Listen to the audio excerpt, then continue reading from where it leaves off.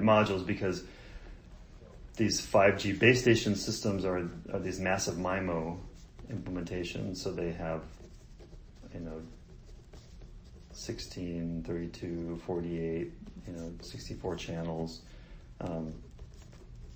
So you need higher integration in the in the solution, right? So that module has ICs plus all the passive components integrated into a module, so it's reduces the size, and so you can build these massive MIMO systems. So that's what we have today for the base station side. So and I think Nick has some other plans for the millimeter side base station side. Okay. So for sub-6 gigahertz, for the sub-6 modules, right, are they going into then? What are they like? Are they going into like a MIMO? What would that be called? Like a MIMO? I think antenna? They're called what they call RRH, remote radio heads. Oh, remote radio heads. Okay. Yeah.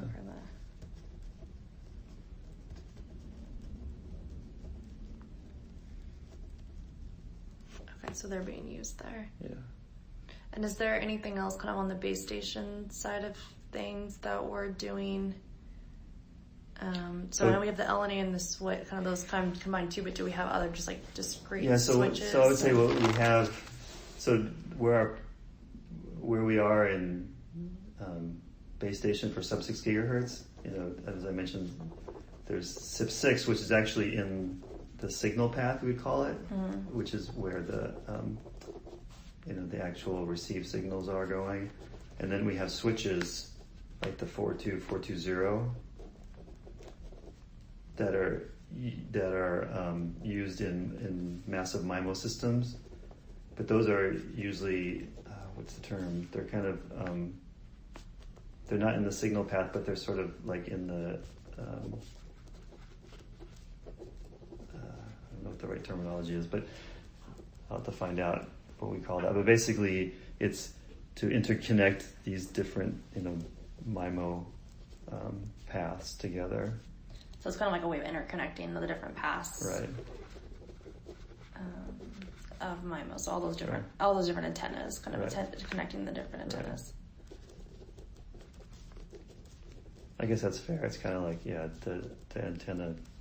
It's kind of like working with the antenna configurations in MIMO versus it's like the SIP6 actually is where the received signal is going into the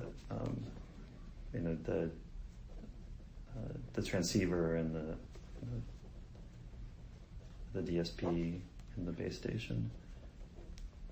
What's DSP? Digital signal processor.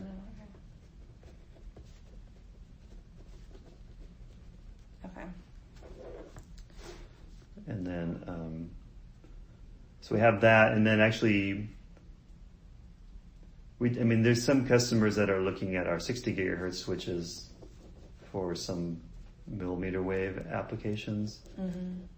But most likely, that may be sort of, in my opinion, like an intermediary solution, because I think whatever Nick and other people are doing that's more integrated will probably.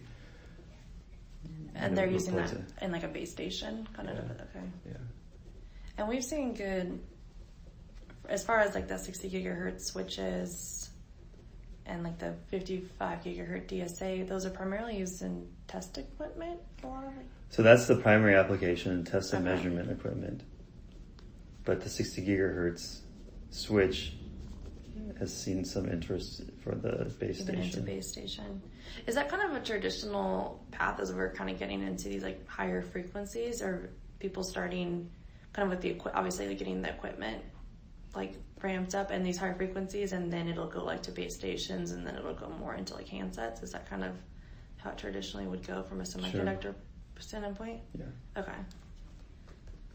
Yeah, because you need base stations before, if you have a handset and there's no base station.